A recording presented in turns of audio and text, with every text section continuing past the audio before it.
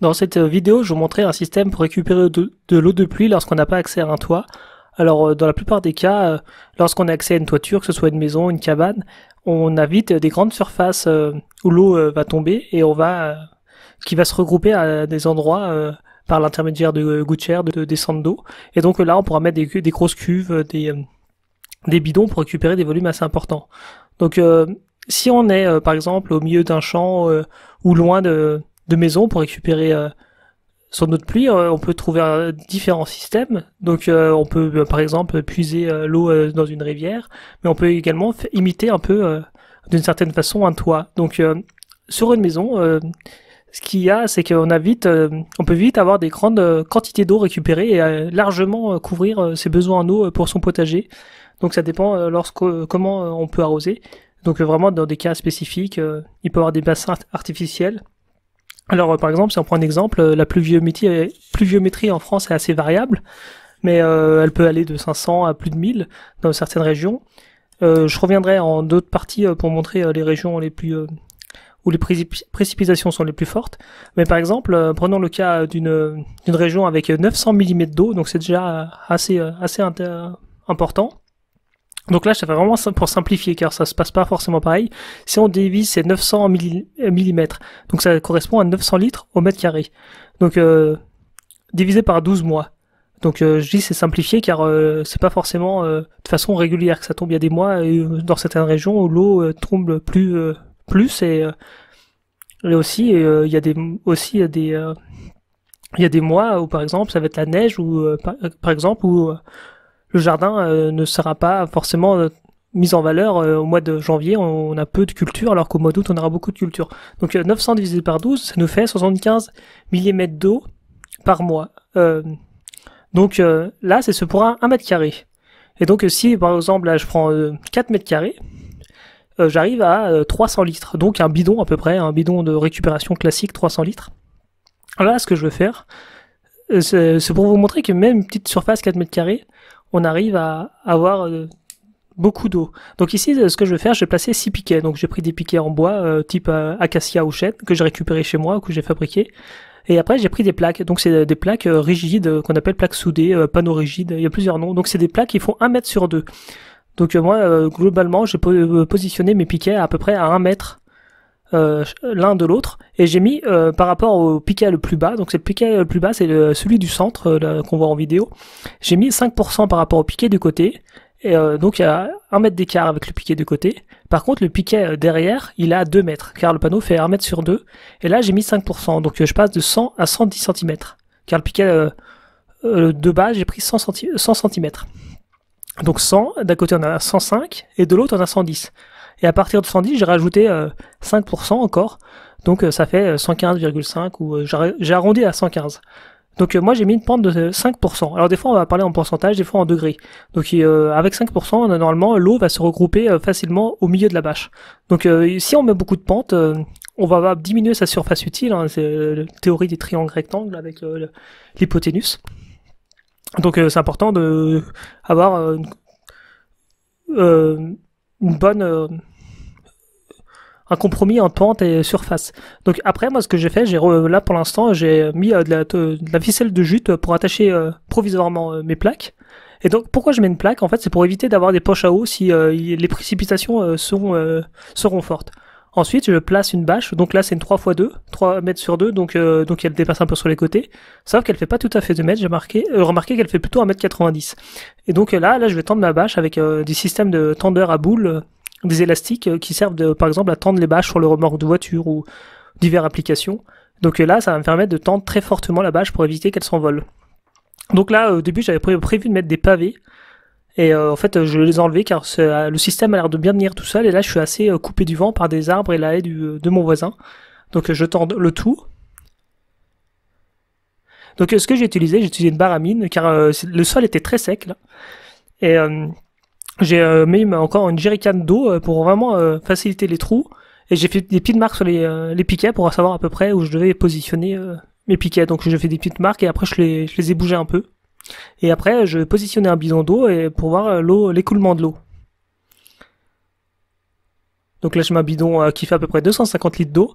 Après, j'ai creusé un petit peu. Donc en fait, mon pica central devait légèrement être décalé pour que le bidon s'insère bien. Donc c'est un bidon qui fait 90 cm de haut, mais on peut mettre les piquets à la hauteur souhaitée. Puis j'essaye de le mettre bien droit. Et voilà, donc là la première pluie, la pluie le soir même. Il commence à pleuvoir et l'eau part bien au milieu à peu près. Elle ne tombe pas à côté du bidon, donc on verra la suite de la vidéo pour montrer si tout a bien fonctionné. Et donc peut-être que par la suite je mettrai des améliorations. Donc il y a d'autres choses à prendre en compte. Il faut prendre en compte la surface qu'on va souhaiter. Plus on la bâche est grande, plus on va récupérer d'eau. Mais en même temps, on va perdre du terrain, donc c'est la surface perdue. Dessous, l'eau ne touchera plus le sol, donc c'est une partie où l'herbe ne va moins bien pousser, donc on ne pourra pas faire de culture. Donc il y a toujours un compromis à avoir. Après la pluie, nous allons regarder la quantité d'eau occupée dans la cuve. Ici, 28 mm d'eau. Donc pour rappel, ce bidon a un diamètre de 60 cm pour une hauteur de 90 cm. D'un autre côté, le pluviomètre a indiqué 23 mm. Nous allons mettre en confrontation ces deux observations, notamment en partant de la superficie de la bâche. Calcul de la superficie du récupérateur d'eau. Donc ici la bâche, j'ai 1,90 m de ce côté. De l'autre côté, 1,84 m. Et donc en faisant la formule longueur fois largeur, j'arrive avec une superficie de 3,49 m².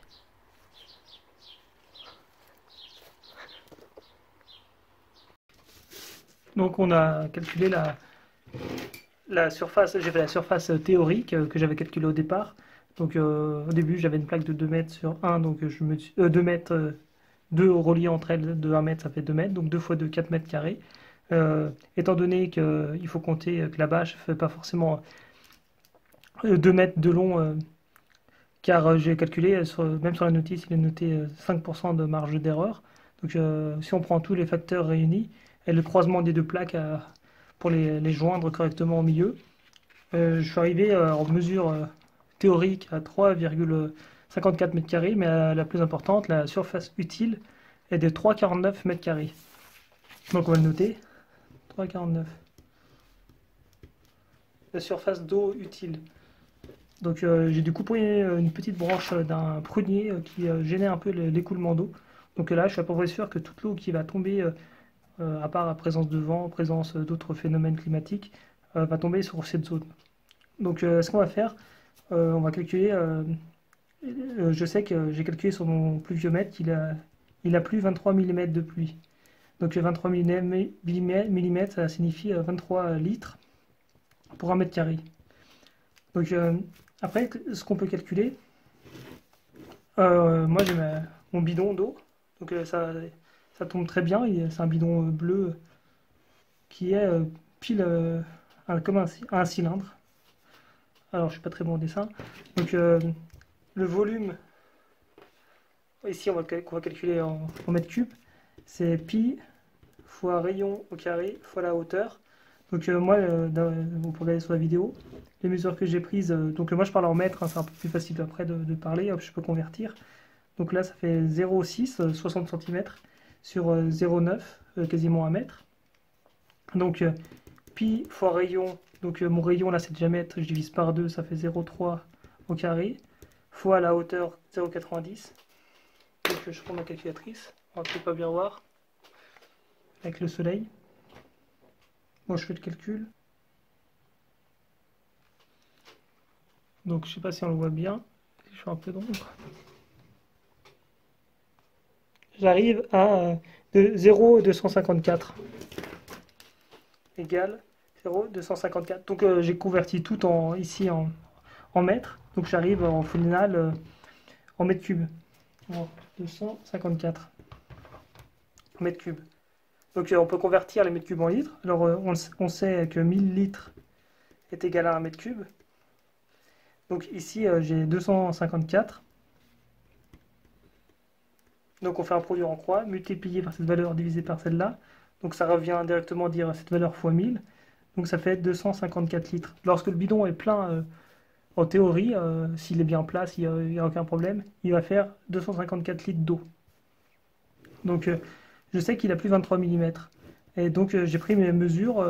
Ça, c'est ce que j'ai vu au pluviomètre. Donc moi, le matin même, je suis allé mesurer. Donc j'avais sur ma cuve, ma petite cuve bleue, j'avais par rapport à là ici les 0,90, j'avais 28 cm d'eau remplie. Donc là, je vais reprendre 28 sur les 90.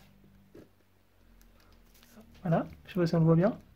Donc pi fois ici mon rayon ne change pas, 0,3 carré, fois, là au lieu d'avoir la totalité de mon bidon, j'ai que 0,28. Donc on peut parler, ça dépend, soit on parle en centimètres, en mètres, simplement il faut mettre toutes les unités de la même valeur. Moi je préfère parler en mètres. Donc là on va faire le calcul. Donc, je sais pas si on voit bien, 0,079.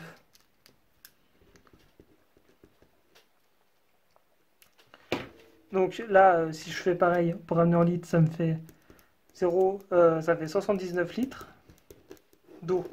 Alors moi, si j'estime, ça c'est ce que j'ai pu mesurer. Ici, 23 litres au mètre carré, sachant que j'avais une surface de 3,49. En théorie, si j'ai bien pris la bonne mesure au pluviomètre, ça me fait 3,49. Ça c'est ma surface utile de ma bâche, fois 23 mm, car il y a plus 23 litres au mètre carré. Et donc j'ai un volume de 80,27. 27 litres. En théorie, en me basant sur mon pluviomètre et en multipliant par la surface utile de ma bâche, j'ai un volume d'eau qui devrait être de 80 litres,27. Et moi, j'ai mesuré sur ma bâche 79 litres. Donc, ça me fait une différence.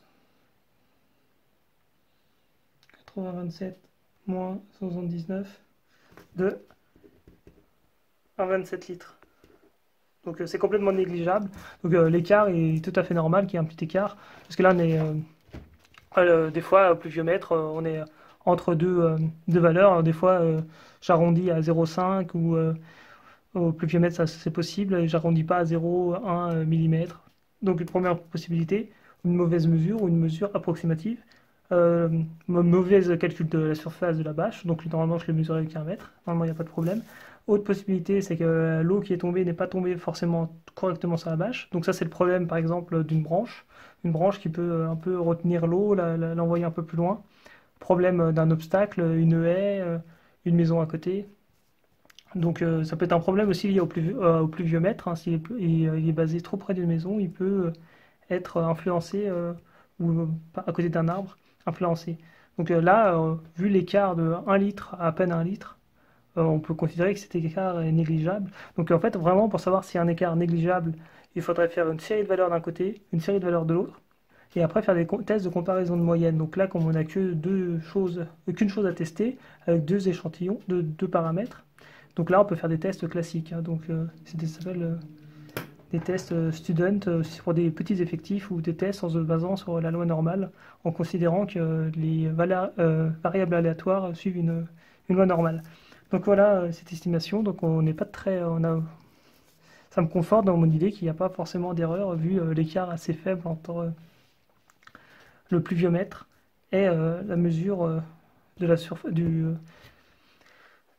l'eau dans le tonneau. Donc ce qui peut aussi influencer, c'est si on a mal calculé sa pente, on a mal fait au niveau de ses plaques, ses pentes, c'est que l'eau s'écoule à côté du bidon. Donc là, ça me conforte que l'eau arrive bien à s'écouler pile à l'endroit où il y a le bidon. Donc il y a des choses des fois intéressantes, c'est d'utiliser par exemple des bidons qui ne sont pas tout à fait cylindriques, mais qui sont plus un peu comme ça, qui sont plus importants, une surface plus forte au sommet que le bas, et ça permet vraiment de réduire les risques d'écoulement à côté. Donc voilà pour cette comparaison. Alors ici, je vais calculer déjà, je vais vous montrer rapidement le schéma de fonctionnement de mon récupérateur d'eau de pluie. Donc j'ai mis 6 piquets. Donc je les ai espacés plus ou moins de 1 mètre entre chaque piquet. Et donc j'ai créé une pente.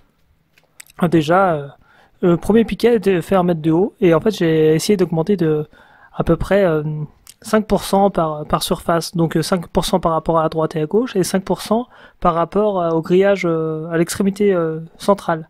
Donc en fait le grillage fait 1 mètre sur 2, et donc 1 mètre avec une progression de 2 mètres, ça va faire un 10 de l'autre côté, et après c'est pas tout à fait un 15, si on part un 10 plus 5%, on est à 1,15,5. Donc c'est important, vraiment, ça va faire beaucoup d'accumulation. On peut avoir une différence dans les pourcentages.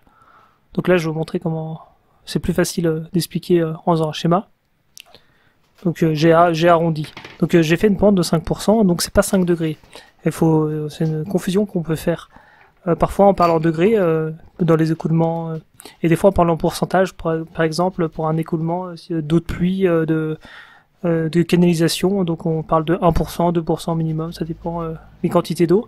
Donc je vais mettre mon grillage rigide, donc c'est du panneau rigide soudé de 1 mètre sur 2, donc c'est les plus simples.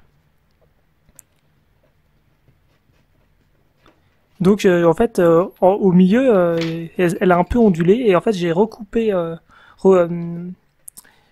j'ai mis les deux panneaux légèrement croisés à ce niveau-là. Donc si on fait un peu la pente, il faut bien prendre en considération la surface du panneau et la surface utile. Ce sont deux choses très différentes. Donc là, je mets mon bidon. Donc théoriquement, mon dernier piquet sera légèrement reculé. Donc je le fais approximativement, mais on peut faire par théorème, on peut déduire. Donc là, je montre globalement. Donc j'ai fait plusieurs calculs avec 1 mètre, si recoupé, si ils sont un peu jouant au milieu, les panneaux, j'ai à peu près 0,90 mètres au lieu de 1 mètre. Donc je vous montre à peu près le schéma de fonctionnement de ma pente, où l'eau qui doit couler dessus doit être toute regroupée vers le centre. Donc on peut faire une sorte de triangle en partant. Donc là c'est vraiment de la théorie, hein. Mes piquets, s'ils sont pas tout à fait à 90 degrés, ça peut vite fausser les calculs. Donc moi je monte de 5, car j'ai mis 5%. Donc là au début je me suis amusé à calculer l'angle pour voir la différence entre degré et angle. Donc en fait on peut se baser sur les formules cosinus, sinus et tangente. Donc là je mets un moyen mémotechnique. Donc là je vais faire sinus moins 1, arc sinus. Donc là ce qu'il faut noter, lorsqu'on va faire on fait des calculs, par exemple de la trigonométrie, il faudra bien prendre en compte certaines fois de bien prendre les chiffres complets, ou de pas trop arrondir, car un petit arrondi sur des petits angles, ça peut faire fausser les calculs. Donc à peu près ça me fait 2,86 degrés. Donc je dis ne pas arrondir si jamais on veut faire des calculs plus tard. Donc après on peut déduire le troisième angle, comme la somme des angles fait 180 degrés. Donc là je dis bien que en fait théoriquement j'ai pas 1 mètre, mais j'ai légèrement moins. Donc là j'avais fait différentes estimations. J'avais fait avec 95, avec 90, c'était juste pour tester. Donc après là j'ai fait la longueur sur le côté. Donc là je peux également tester avec 90. Et après on peut faire également la partie du panneau qui fait 2 mètres tout à l'heure. Donc après ce qu'on peut faire pour déduire là vraiment la troisième longueur, en fait on peut soit se baser sur, maintenant qu'on connaît l'angle alpha, soit on se base sur les calculs cosinus, sinus, tangente, et soit on se base sur le théorème de Pythagore. Donc là en fait je détaille pas du tout les calculs, je vais vraiment très très vite. Mais globalement là je peux pas, là je fais 90 carrés moins 5 carrés, et je peux pas regrouper les chiffres car c'est des soustractions et des additions, contrairement aux multiplications. Donc au final, comme j'ai un carré, pour obtenir x, la longueur, je fais la racine carrée. C'est une simplification, car si je fais racine carrée de x au carré, les deux, le carré et la racine carrée vont s'annuler. Donc là je me suis amusé à calculer avec 90, 95 et 100 la longueur, si je recoupe ou pas les panneaux. Donc je préfère les recouper, ça me fait quand même plus de solidité au milieu de mon système. Donc ça change un petit peu les surfaces. Donc normalement, si tous les calculs sont bons, si on fait pas trop d'approximations à la calculatrice, avec sinus, cosinus et tangente, on doit trouver exactement les mêmes chiffres.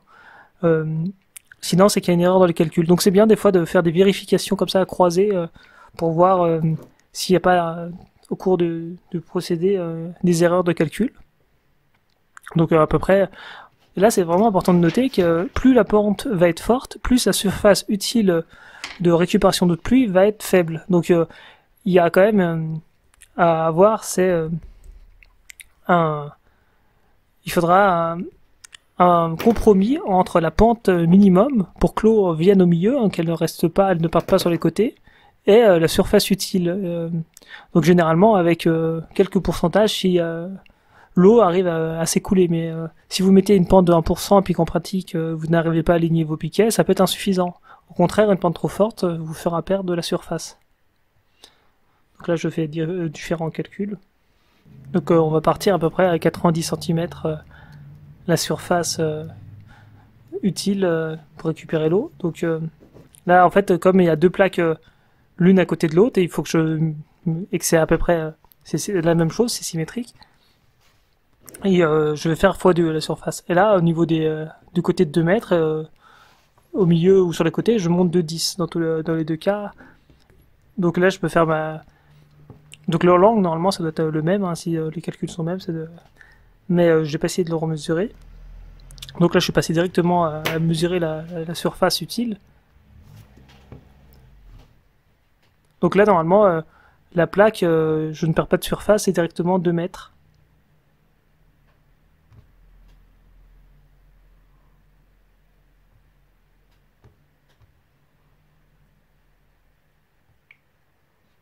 Donc là on a un très faible écart, j'ai 1,99 mètres. Donc là maintenant je peux faire ma superficie en mètres carrés, donc je multiplie longueur fois largeur.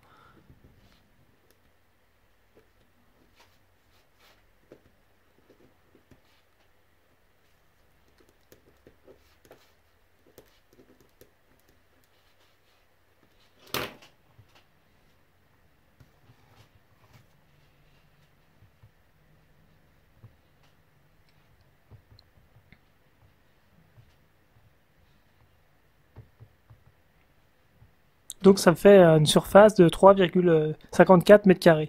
Et à côté, vraiment, quand j'ai tout fini mon système, j'ai pris mes mesures en pratique. Donc là, c'est vraiment les mesures les plus exactes hein, où il faut se baser, la pratique. Donc là, d'après, on peut voir sur la vidéo que j'avais pris 1,90 x 1,84. Donc de surface, notamment que la bâche ne faisait pas exactement 2 mètres. Donc il s'était écrit sur le sachet de la bâche qui avait une marge d'erreur de 5%, et donc j'arrive à 3,49, donc je suis assez proche quand même de la surface théorique, mais avec la pratique ça va beaucoup plus vite, il n'y a pas besoin de faire de calcul. Donc c'est a posteriori, alors que l'autre c'était a priori comme calcul, c'était une estimation. Donc les calculs seront basés sur la superficie pratique, notamment pour calculer à partir d'un pluviomètre ce que je peux avoir comme quantité d'eau. Voilà là, pour ces calculs. Donc pour l'analyse complémentaire du système de récupération de pluie, donc il faudra se baser sur différentes choses. Alors déjà, on va parler de pluviométrie. Donc comme je le disais, elle peut être variable en France, donc elle peut aller de moins de 500 à plus de 1000, 1400. Donc encore idem pour les dom-toms où il peut y avoir des fortes précipitations. Donc qu'est-ce qui va influencer la pluie? Donc il y a différents facteurs. Donc là, on peut voir différentes régions qui ont des couleurs plus foncées, donc qui présentent des précipitations plus fortes. Alors là, j'ai un premier document. Alors c'est un document qui montre les départements les plus pluvieux. Alors c'est quand même, quand on parle d'un département, ça peut être assez différent au sein du département, avec des microclimats et des différences au niveau de est, ouest, au niveau de l'étendue du département. Donc là, dans les plus pluvieux, là, c'est pas tout à fait exact ce chiffre car il s'est basé sur une année. Il faudrait se baser déjà sur une station météo avec au moins 30 ans de relevé. Donc là, il me parle des Pyrénées-Atlantiques. donc à Biarritz notamment. Après, on a les départements de l'Est de la France, par exemple le Doubs. Après, on a Belfort, Savoie, donc tout ce qui est un peu Est de la France. On a aussi le Cantal. Et après, les départements aussi de Bretagne. Donc, une des idées reçues, souvent, c'est qu'il pleut beaucoup en Bretagne. Donc, c'est quelque chose à nuancer. Je vais vous montrer pourquoi. Là, on a la pluviométrie. Donc, par exemple, là, on va à différentes classifications et on voit que, par exemple, à Pontarlier ou à Biarritz, il va pleuvoir plus qu'à Brest, mais il y a un autre facteur qui est noté, c'est le nombre de jours où la pluie est supérieure à 1 mm. Donc, c'est l'intensité également des pluies et la fréquence qui est importante. Donc, on peut voir que on a des écarts entre Marseille et d'autres villes, mais qu'également en Bretagne, à Brest, on a un nombre de jours de pluie assez faible, alors que dans d'autres régions, il peut y avoir des plus gros orages ou des pluies plus fortes. Donc après, ce que j'ai pu comparer, deux régions assez à pluviométrie assez importante, Pontarlier, donc dans le Doubs, on peut prendre également Besançon, ça dépend les stations référencées, et Brest.